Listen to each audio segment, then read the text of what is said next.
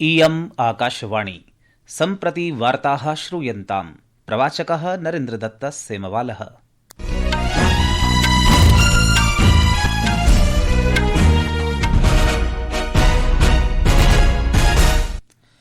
आदौ मुख्यवार्ताः। भारतीय सशस्त्र सेना पाकिस्तानाधिकृते जम्मूकश्मीरे गतरात्रौ प्रक्षेपास्त्रप्रहारै 9 आतङ्ककेन्द्राणि ध्वस्तीकृतवान्। विभिन्नदलानां नेतारः भारतीय सशस्त्र सेनया सञ्चालितस्य ऑपरेशन सिन्दूर इत्याभियानस्य प्रशंसाम् अकुर्वन्। प्रधानमन्त्री नरेन्द्र मोदी राष्ट्रपति द्रौपदी मुर्मू वर्यां केन्द्रीयमन्त्रिणः च सिन्दूराभियानस्य विषये संसूचितवान्। देशस्य प्रथमं मानवयुक्तम् अन्तरिक्षयानाभियानं गगनयानं राष्ट्रस्य वर्धमानाः आकाङ्क्षाः प्रकाशयति इति प्रधानमन्त्री प्रोक्तवान्। अपि च ऑपरेशन सिन्दूर इत्यनेन अभियानकारणेन अनेकानि आन्तरिकानि विमानयानानि निरस्तानि। जम्मू श्रीनगर लेह जोधपुर अमृतसर भुज जामनगर चण्डीगढ़ राजकोट नगरेषु विमानयानसेवाः अस्य मासस्य 10 दिनाङ्कपर्यन्तं निरस्तीकृताः।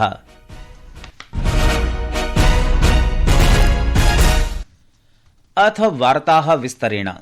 पहलगाम नगरे भयोत्पादकस्य आतङ्क्याक्रमणस्य सप्ताहद्वयानन्तरं भारतीय सशस्त्र सेना पाकिस्तानाधिकृतस्य जम्मूकश्मीरस्य च 9 आतङ्ककेन्द्राणां विरुद्धं गतरात्रौ प्रक्षेपास्त्रप्रहारं कृतवान्।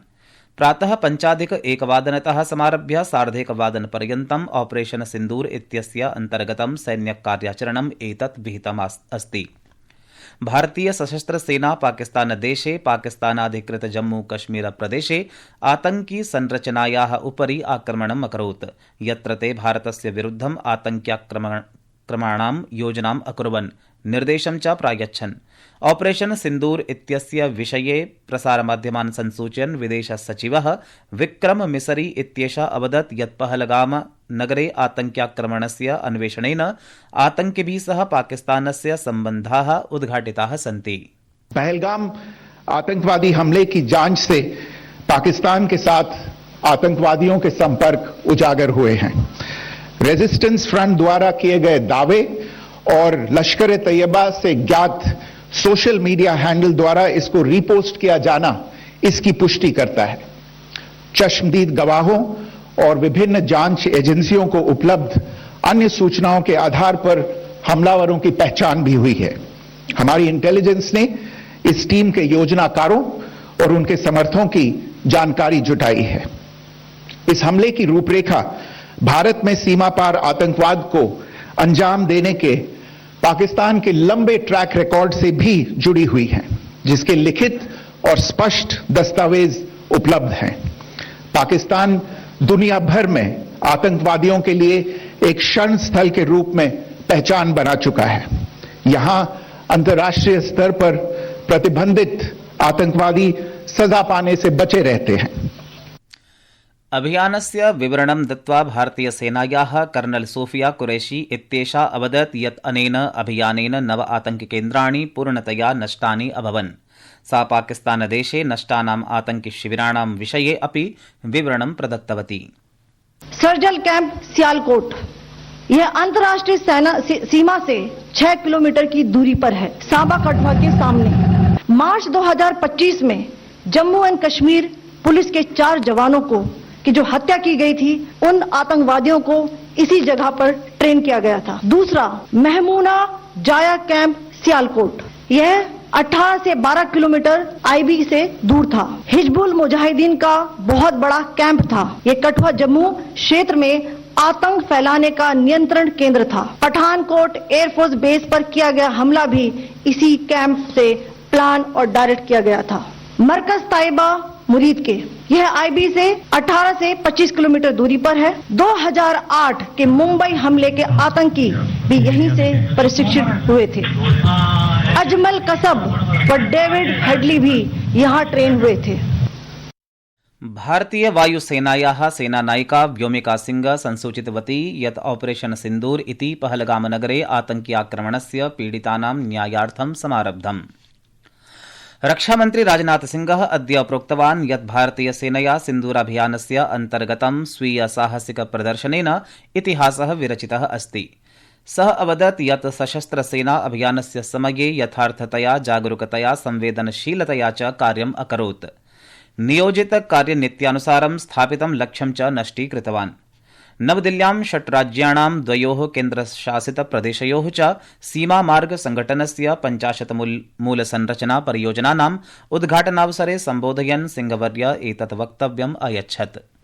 हमारे प्रधानमंत्री जी के मार्गदर्शन में हमारे भारत की सेना ने हम सभी भारतवासियों का मस्तक ऊंचा किया है। तो हम कह सकते हैं एक तरीके की सटीकता, सतर्कता और मानवीयता यह हमारी भारत की सेना के जवानों ने दिखाई, जिसके लिए मैं हमारे सेना के जवानों और अधिकारियों को पूरे देश की ओर से मैं साधुवाद देता हूं और सेना को संपूर्ण संबल प्रदान करने के लिए अपने प्रधानमंत्री माननीय नरेंद्र मोदी जी को भी मैं साधुवाद देता हूं। हमने केवल उन्हीं को मारा जिन्होंने हमारे मासूमों को मारा। प्रधानमंत्री श्री नरेंद्र मोदी के नेतृत्व में हमारी सेनाओं ने ऑपरेशन सिंदूर लॉन्च करके पहले की तरह ही इस बार भी आतंकियों को ट्रेनिंग देने वाले कैंप्स को तबाह करके करारा जवाब दिया है। भारत ने अपनी सरजमी पर हुए हमले का जवाब देने के लिए अपने राइट टू रेस्पॉन्ड का इस्तेमाल किया है और हमारी यह कार्रवाई बेहद सोच समझकर सधे हुए तरीके से की गई है। आतंकियों के हौसले पस्त करने के उद्देश्य से यह कार्रवाई महज उनके कैंप्स और इंफ्रास्ट्रक्चर तक ही सीमित रखी गई है। मैं पुनः हमारे आर्म फोर्सेस के शौर्य को मैं नमन करता हूं।